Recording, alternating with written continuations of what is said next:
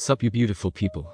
Hope you've had a fantastic day. Welcome back to another new episode of What If Naruto Was the Conqueror of the Shinobi World. If you guys enjoy this what if, comment down below and let me know. And go ahead and check out other what ifs in the channel after watching this video. Don't forget to subscribe and leave a like, and also share this video with your friends. So now let's start this video. Naruto stood on his bed motionless, his forehead resting on his forearm, his eyes puffy and red, his eyes hurting from the tears, and yet Naruto felt nothing but his heartbeat. Nothing made any sound, and the silence had taken over the whole apartment. Naruto couldn't make himself utter a word. There wasn't a mother, father, or sibling to talk to him and tell him that he wasn't alone. The only thing he could hear was his own heartbeat, hurting like a stab, hurting more than anything else before. Kurama watched with sadness. He tried to talk with him, but Naruto did not once respond to him, almost like he couldn't hear him. He hoped for the best, and inside he cursed the damn Uchiha child for calling Naruto a monster. The kid didn't know what a monster is, a monster or the likes of Jubi.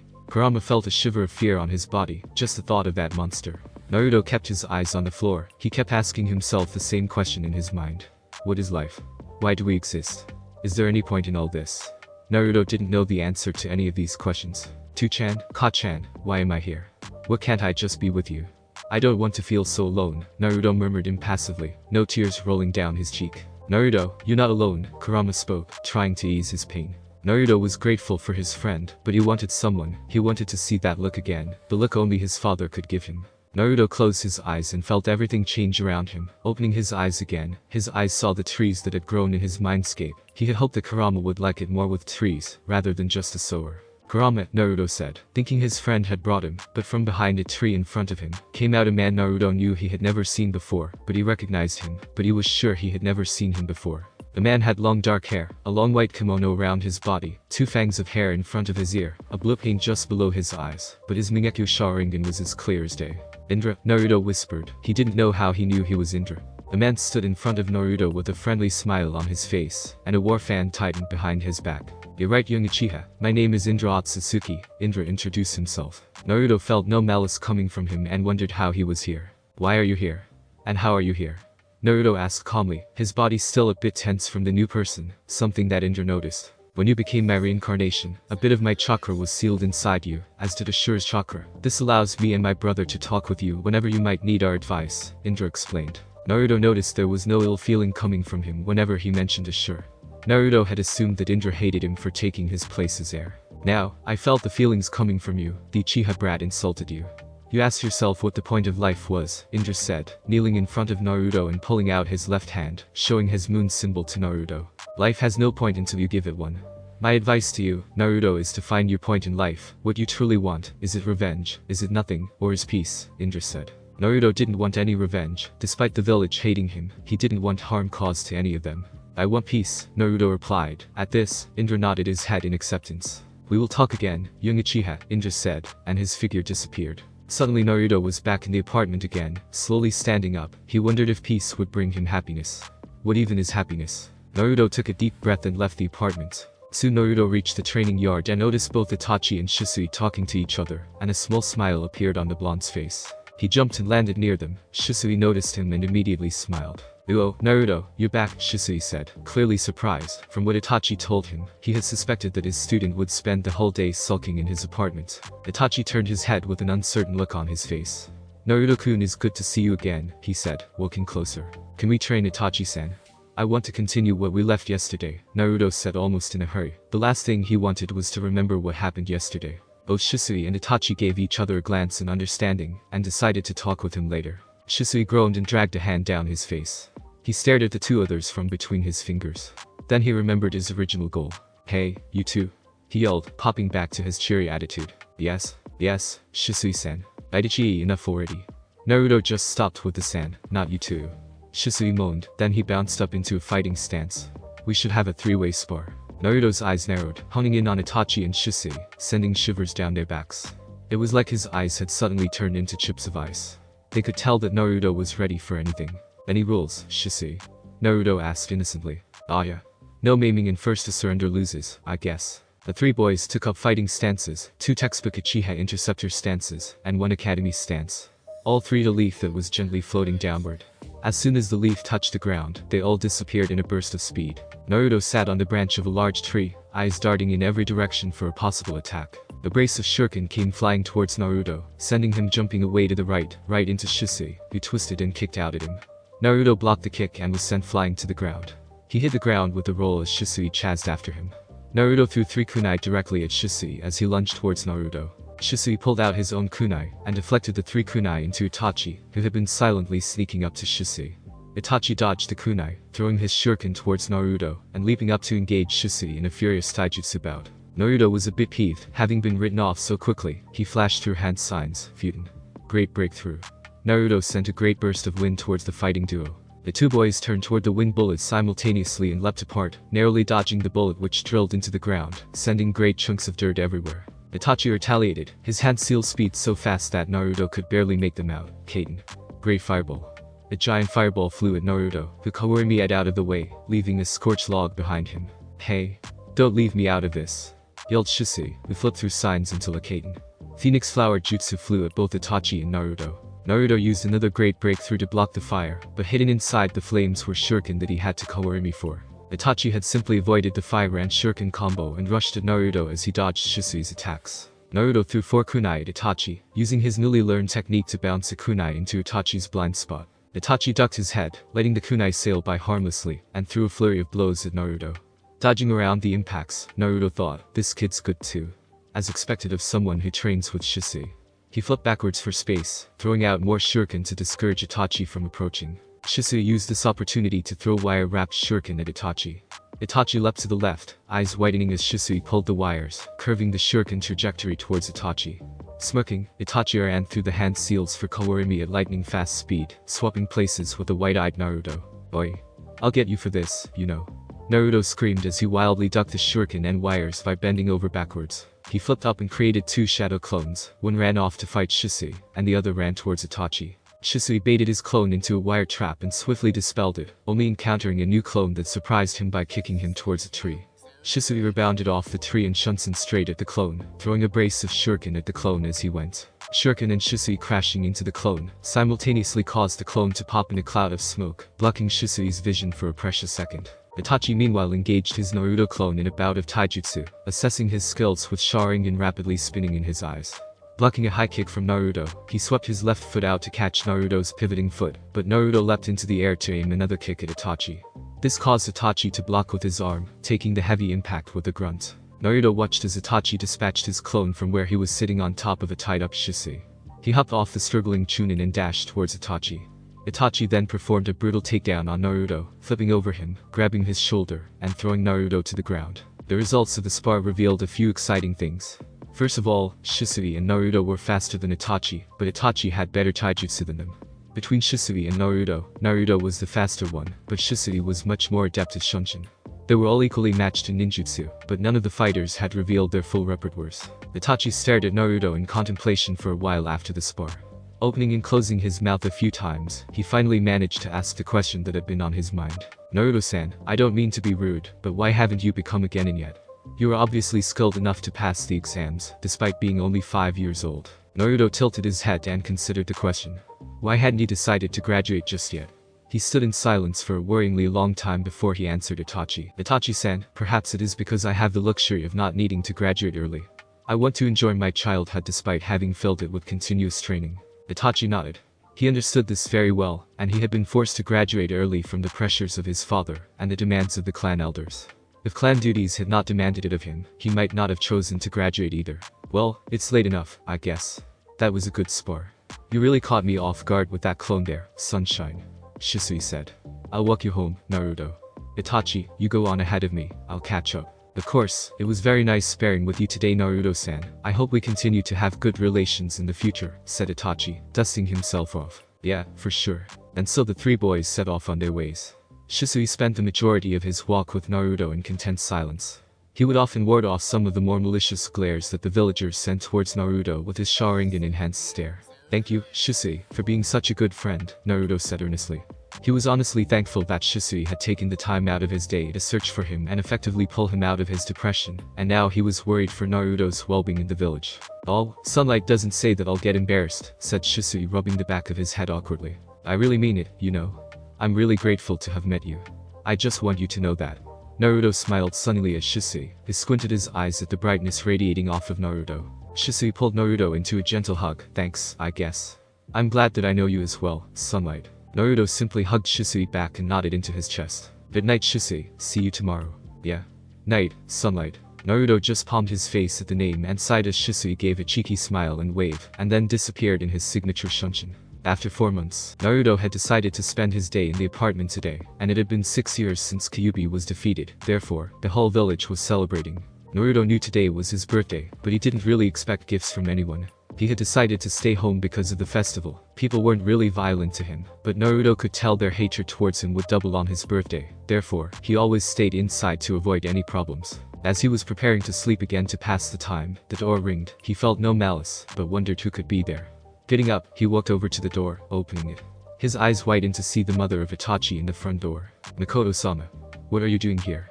Naruto asked, just now noticing the bag she was holding. A frown showed on her face because of how he called her. Can I come inside? She asked warmly and smiled at the young blonde. Naruto smiled back and left her to walk inside. He thanked the gods that he wasn't the kind to have a messed up house. Everything was clean, and nothing was in the middle of the carpet. His bed was clean, and sheets were in place instead of being everywhere. Mikoto saw the state of the apartment. At least his house was decent. Turning around, he saw Naruto still standing as if waiting for her to sit. Sitting down, she patted the place near her for Naruto to sit. The young blonde couldn't help but wonder why she wanted the likes of him to sit anywhere near her. Deciding not to object, he sat near, and the Lady Mikoto opened the bag and pulled out a small box decorated with sprinkles and other beautiful things. Open it, Naruto-kun, she said softly. Naruto liked her tone and slowly opened the box to see a cake.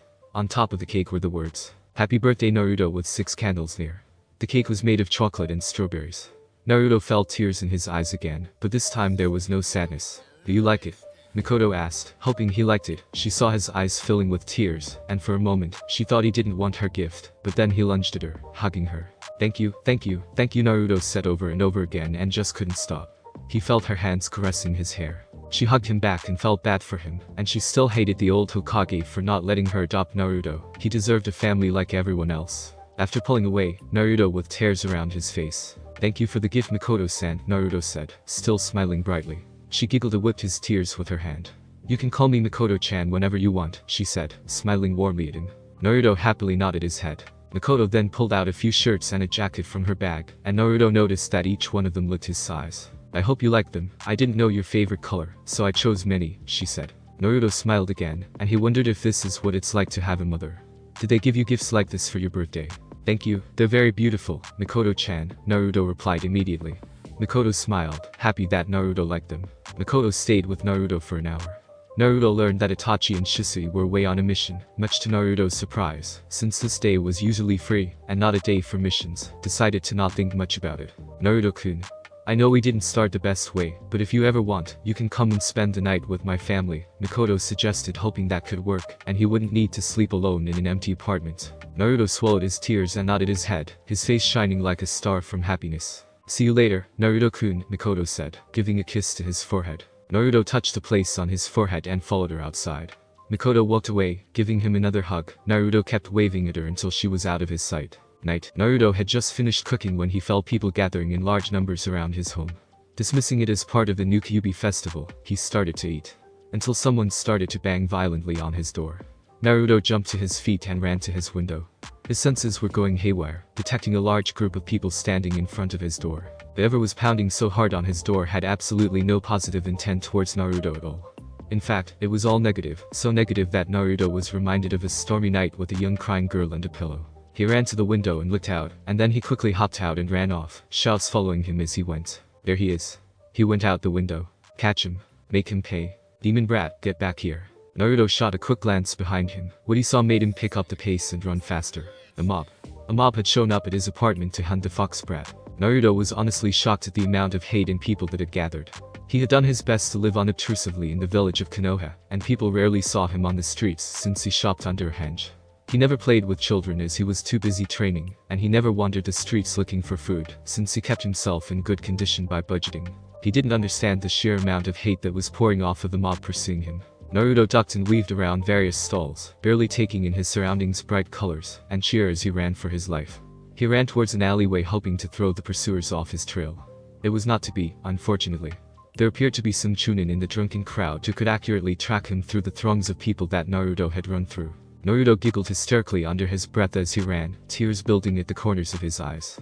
He thought of all the ways this encounter could possibly end. None of the endings were particularly good. He hoped to lose the crowd, but it was difficult when bystanders would point in his direction as he lost the mob. Naruto turned his head towards the mob who were closing on him. His eyes turned to Sharingan, the symbols on his palms started shining. "You're done, we will kill you. We didn't even need to get paid. We should have done this before." Naruto's face around his eyes turned dark as he did hand signs that he himself didn't recognize. Finishing it. Fire style. Great fire annihilation. At that moment, Naruto breathed out the largest fire he had ever seen. The fire was enough and engulfed the whole mob as they all started running away. Their screams filled the night as their corpses were the only thing left. Naruto saw everything covered in a thin dark thing that covered the ground, and their bodies were as black as coal. Nothing to recognize them was left in their scorched bodies. Everything in their bodies was burned, their skin, their eyes, and everything. Snow started falling from the clouds. Much to Naruto's surprise, he pulled out his hand and saw that it wasn't snowing, it was ash. Seeing what he had done, Naruto fell to his knees and let out the loudest scream. Later, Naruto popped up in front of the secretary, handling the desk in front of the Kage office. She started and gave him a nasty look. "Please, miss, I need to see the Hokage right now," he implored. The secretary sniffed and went back to her work. The Hokage is busy with essential matters, and he doesn't have time for children. But Naruto persisted. He was determined to talk to Sarutobi about the treatment he received at the hands of the villagers. "Please, miss, it's important, and he needs to know." "Look, he doesn't have time for children, so you can wait over there and see if you're lucky," she snappily replied. Naruto huffed in impatience. He stubbornly sat himself down on one of the seats in the lobby. He would wait as long as he needed. This couldn't be let go anymore. He didn't have to wait long since the day was ending, and the Sandaime soon left the office to go home. Mildly startled by the blonde boy sitting in his lobby, the Sandaime asked, "Now, what's wrong, young Naruto? You've never sought me out like this before." "Old man, a mob formed and chased me around Konoha." "What?" The Sandaime's face instantly became grave. He opened the door to the office and waved Naruto in. Naruto took a seat in front of the Sandaime's desk, as the older man took his spot at the desk. "Old man, this can't continue. The people hate me, and I don't know why." The older man rubbed his temples tiredly. "I'm sorry, Naruto, they hate what they don't understand and fear." Naruto's eyes narrowed. Was the older man going to tell him about his role as Jinchuriki finally? "What do you mean by fear?" The Sandaime shook his head. "I'm sorry, Naruto, I can't tell you just yet. There's too much you don't understand yet." Naruto was filled with a crushing disappointment in the Sandaime. "That's not very encouraging, you know. And can't you just explain what it is that I don't know?" "I can keep a secret," he coolly responded. "I'm sorry, but you're too young." Naruto stood from his chair, calmly walking up to Sandaime to stare him in the face. "I'm too young to know why the village hates me. I'm too young to know why they stare at me like that as I walk the streets. I'm too young to know why the prices are doubled when I try to buy anything. I'm too young to know why I don't have parents. I'm too young to know why mothers pull their children away as I walk by. I'm too young to understand why a mob formed with the intention of lynching me." The Sandaime stared at Naruto with wide eyes. He honestly did not know of the extent of the village's animosity towards the child. "What about my parents? Did they not leave anything to me? You said they were shinobi. That means they must have left something for me to inherit." Naruto asked with a stern look that even Sandaime was surprised. Erza knew Minato and Kushina had left Naruto many things, but if he told him now, Naruto would understand who they were, and that would put him in danger from forces outside Konoha. With a wounded heart, he was not even daring to look at his eyes. "I'm sorry, but you're too young," he said with a heavy heart. That was the final nail in the coffin for Naruto. "I'm too young to know about my parents, and yet I'm old enough to be hated and be chased by mobs," Naruto said with a dry look. His eyes had instinctively turned red like blood. His whiskers slightly grew. This put the Hokage and Anbu on edge. Naruto glared at the older man with fury. Without saying anything, Naruto shunts away. Naruto after 6 months. In the following months, Naruto had taken upon himself to train as much as possible. He used shadow clones every day to fight with him, train taijutsu, learn different ninjutsu, and master his chakra control. Naruto had taken his training much more seriously, something that was noticed immediately by Shisui and Itachi. Naruto still felt anger. The Hokage had to deny him his heritage, to let him live alone, without anyone, not to allow him to see and know what his parents had left for him. The group of shadow clones rushed towards him, and Naruto jumped high in the air doing hand signs. Fire style. Fireball jutsu. A massive ball of fire evaporated every clone in the ground, and the fire kept burning for a few more minutes. Instead of yellow flames, Naruto's flames were crimson red like blood. He didn't know why, not even Kurama knew why. Itachi had shown him how to do shadow clones, since it was hard for Naruto to do the other versions. And not to mention that Itachi stated that being a Jinchuriki could be beneficial to use the secret of shadow clones to his fullest. Naruto leapt away from a thrown kunai. Jumping from tree to tree as he dodged various projectiles, sent his direction by an incensed Itachi. Naruto had finally paid Itachi back for his cheeky Kawurimi during their first free-for-all battle by dyeing Itachi's bright pink hair with a cleverly thrown water balloon. Come on, Itachi, calm down. It's not waterproof. Naruto cackled as he leapt from branch to branch. Just dunk your head in the creek and cool off. Ahaha. It had been nearly 1 year since the three boys had met each other, and they were as thick as thieves. They had agreed to form a partnership in the near future, so that they could take the same missions together. During the 1 year that had passed, Shisui and Itachi joined the Anbu to further support their clan's standing. Though this meant less time for Naruto with the duo, they still made an effort to train regularly with the whiskered blonde. Naruto had met Sasuke while Itachi taught him. Sasuke seemed to dislike Naruto on principle. He viewed Naruto as someone trying to steal his brother's time, even though Itachi obviously preferred to cater to his younger brother's whims most of the time. Mikoto appeared to be highly pleased that Itachi spent time with Naruto since he had no one, while his father just kept quiet and didn't care much, or at least it didn't show that he did. Unfortunately, tensions between the Uchiha and the rest of Konoha had worsened. People now openly expressed discontent with the Uchiha military police. There were whispers of a possible rebellion in the works. Even Naruto had somehow become involved in the whole mess. Certain people accused the Uchiha of consorting with the Kyuubi, due to Naruto's interactions with Shisui and Itachi. They eventually had to move their training to Training Grounds 44 just for privacy. A few times, unsavory individuals who had been encouraged by the mob incident had tried following Naruto to give him a beating. Naruto always detected them from far away and remembered his lessons from the chase. He would henge away or send a shadow clone in a random direction. He also took the time to explore Konoha during his prank spree for the best hiding places, and noted all the dead ends he encountered. Finally giving up on catching Naruto, Itachi panted as he slumped on the ground, pink hair dangling in front of his face limply. Naruto saw that Itachi had given up and cheekily bounced over to pat Itachi on the head. Itachi glared weakly at Naruto from between strands of neon hair. Hey, Nair ha ha ha ha ha. Shisui had just arrived at the clearing that Itachi stopped in and caught sight of his bright hair. Shisui high-fived Naruto, you really got him good this time. Nice one. Yeah. You should have seen his face when I hit him. Itachi humphed and turned away from the two to wash his hair in the nearby creek. So? He asked as he rinsed his hair out. What did you call us out here for, Shisui? Oh, nothing in particular. I thought we needed a day off from missions, and we could just hang out with Naruto. Shisui chirped, plopping down on the ground and crossing his legs. Naruto copied Shisui, getting comfortable on the ground in front of Shisui. So what should we do today then? Shisui shrugged blithely. I don't know. Anbu has been rough lately, and Itachi could use a break. Itachi walked over to the two, wringing his hair out and shaking his head, sending drops of water flying at Naruto and Shisui, earning indignant shouts of reproach. He then sat down, completing their little triangle. I had been meaning to ask you too.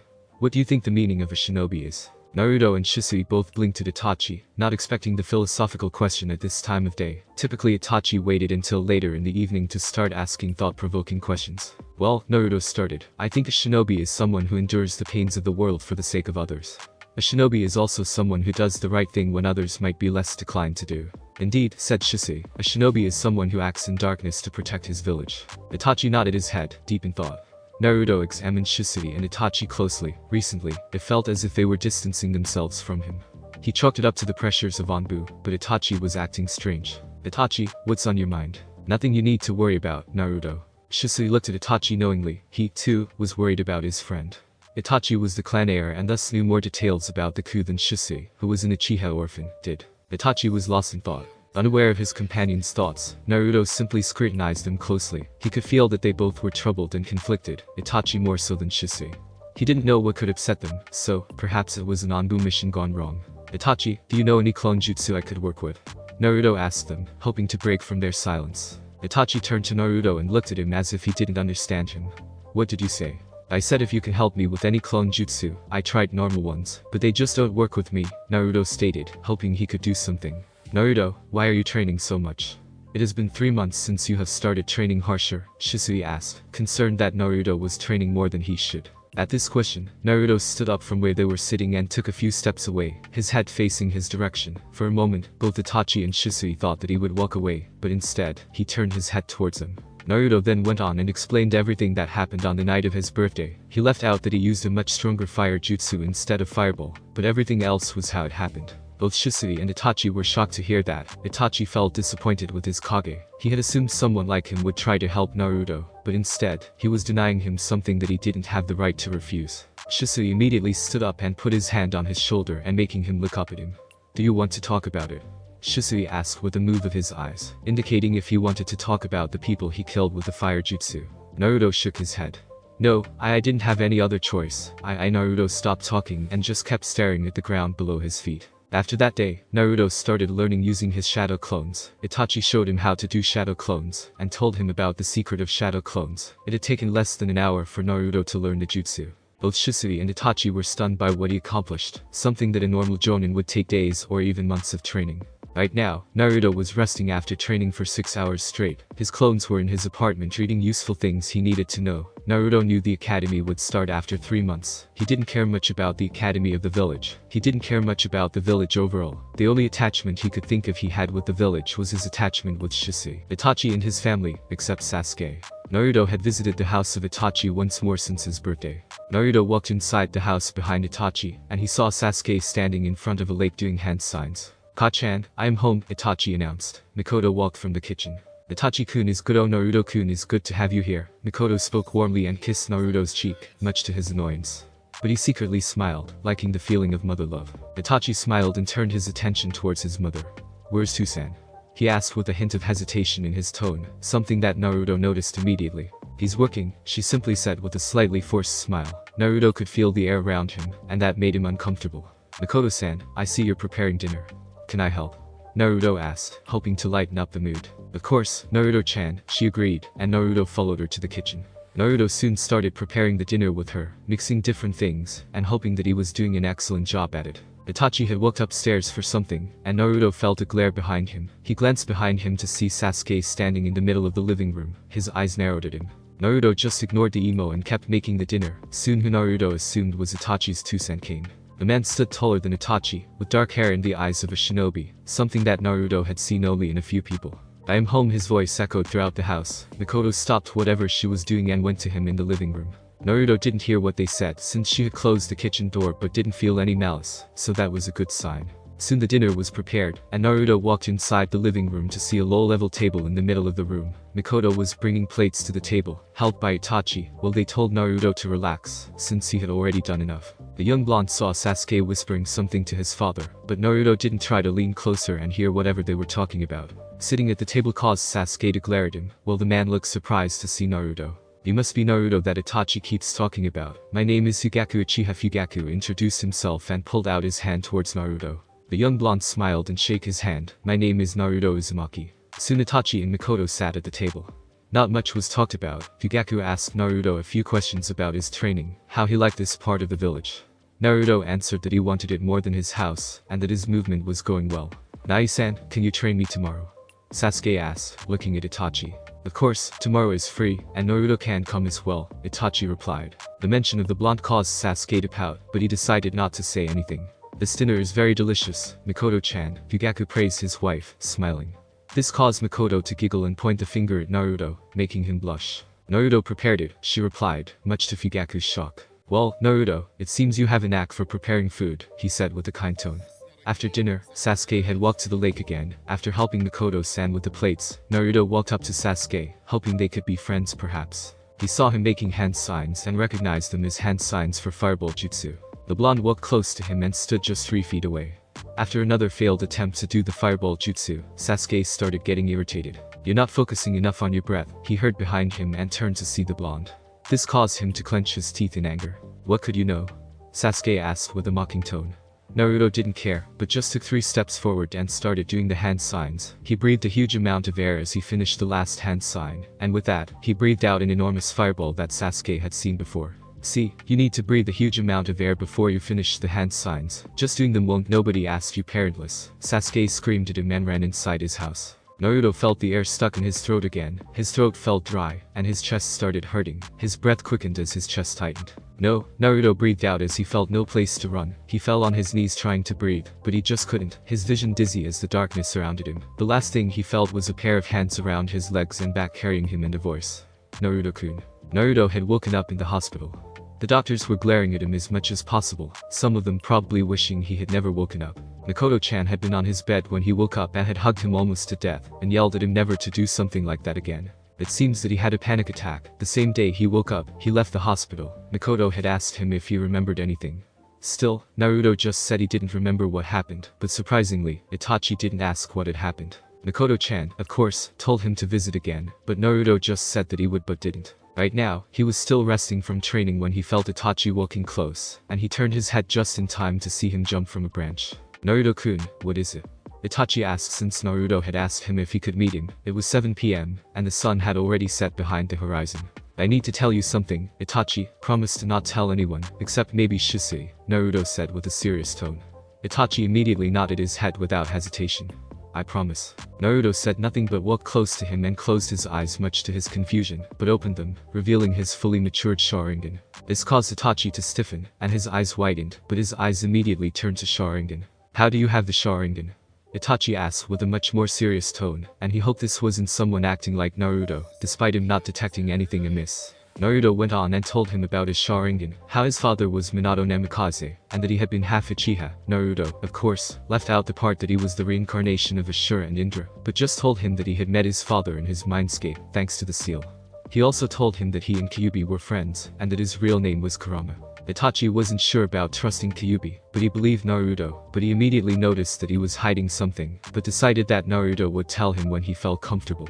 You truly are one of a kind, Itachi stated, smiling and patting his back. This made Naruto smile. Thank you, Itachi. You can call me Nai-san, Naruto. Secret place. Danzo slammed his hand on the table, enraged. The rude agent standing in front of him stoically did not flinch. You mean to tell me that a crowd of adults and fully trained Chunin lost a child in our village? Yes, sir. After the boy turned a corner on 56th Street, the crowd was unable to locate the boy again. Danzo leaned back in his chair and sighed. Such incompetent ninja in Konoha's forces nowadays. This is precisely why his route was necessary for the well-being of the village. He was furious. His plot to attack the Jinchuriki with the mob and then save him, thus making the Jinchuriki indebted to him, had failed spectacularly. Now years of planning had potentially gone down the drain. Hiruzen was suspicious of him now. Root was on the verge of being disbanded. No matter. The Jinchuriki was always a long-term goal. There are other ways to secure his loyalty. Continue to monitor the boy as usual. The Foundation agent nodded and disappeared. Even the reports he received regarding the Jinchuriki were unsatisfactory. At times the boy would disappear from his agent's view, and they would not be able to locate him again for hours. It bothered him a lot that even the best of his spies couldn't read the boy. Somehow a 6-year-old boy would know he was being followed, and would never train openly or would lose the spies before disappearing to do who knows what. Danzo resolved himself. For the good of Konoha, the Jinchuriki must be under his thumb. Hiruzen was simply too soft to make use of the Jinchuriki's full potential. Naruto. It had been a week since he told Itachi about his Sharingan. He then had told Shisui, but only when Naruto was present as well. To say Shisui was surprised would be like saying that Minato had been the slowest shinobi. Shisui immediately had asked for a spar with him, both of them using Sharingan. According to him, Itachi's Sharingan had gotten rusty and not a challenge to him. Naruto had laughed while Itachi had playfully rolled his eyes. Having them as friends felt the best thing. Naruto hoped this would never change. They were his only friends, and Itachi was his big brother. Shisui had started calling him his little Uchiha brother as well, and to him, Naruto was family as much as a little brother. Right now, Naruto was walking through the village and couldn't help but notice the ways the citizens were acting, for the first time since forever, and their attention seemed to be somewhere else, and not at the little blonde. Listening closely to what they were saying, he heard that Kumo Shinobi were here to discuss peace. Naruto fought the urge to roll his eyes. Peace was a delicate thing, even easier to break than glass. One wrong move, and it will shatter, and will be very hard ever to put the pieces back together. Night. The Hyuga compound stretched before the intruder in the darkness. He eyed its stern white walls, standing forbiddingly tall, with growing wariness. Inside them, rows of houses lined up in neat patterns. He pressed on, slithering stealthily near the ground, his hands locked so tightly into a hand seal they trembled. The precarious camouflage genjutsu was his only lifeline, and the reason he'd been chosen for this mission. It was a clever thing. A technique of suggestion. Slowly, he weaved his chakra into subtle signals that crept gently into the guards' minds. And though they scoured the compound, all-seeing, they overlooked him as though part of the scenery, a meaningless object blending into the background so neatly. They glanced around and over and behind him, their brains not even registering the threat. Without hiding him, it made reality around him more pronounced, more eye-catching, infinitely more vivid, and interesting to look at. It diverted the attention of drowsy, bored sentinels who had not dealt with a serious threat in months, mainly because no one dared. The jutsu had one clear, fatal limitation. Focus. If a single eye looked at him, truly, directly at him, he was dead. And worse, disgraced to failure. Silently, he sent a prayer up to the thunder god. Then he scuttled between two little houses, past a deserted courtyard, towards the heart of the compound. His destination. Walls within walls, he thought, steeling himself for the climb. The outer level had been all branch member houses, dozens of them modest and neat, singularly nondescript. It had been easy enough to navigate. All roads led to the center, where the mansions of the main house stood stately behind their proud white walls. From there on, security more than doubled. Within lay the living treasures of the Hyuga clan. The unsealed. The enslavers of their own kin, he thought, his lip curling in distaste. His task was to abduct an unsealed Hyuga child, securing the famed bloodline for the glory of his village. The main house consisted of less than 20 individuals. The head, his council, and their heirs. There only existed a single unsealed Hyuga younger than 5, and she was zealously guarded at all times. Hyuga Hinata. His mission objective. He jumped off the wall softly, crouching low on the ground. For a moment, he held still and searched. Chakra signatures of small children were such soft things. In the gardens. He thought with some surprise. Though it saved him the trouble of having to penetrate the mansion, he wondered warily if it wasn't some kind of trap. What could such a small child be doing out of bed in the middle of the night? Had his plan been found out? Narrowing his eyes, he sharpened his chakra sense, stepping without a sound between rows of flowering plants. A little girl sat gingerly by a rosebush. She cradled its petals gently, thoughtfully, as she spoke in a hushed tone. I think father is angry with me again. I still can't my eyes haven't. She gave a small unhappy sigh. Mama says I might have a little brother soon. Or little sister.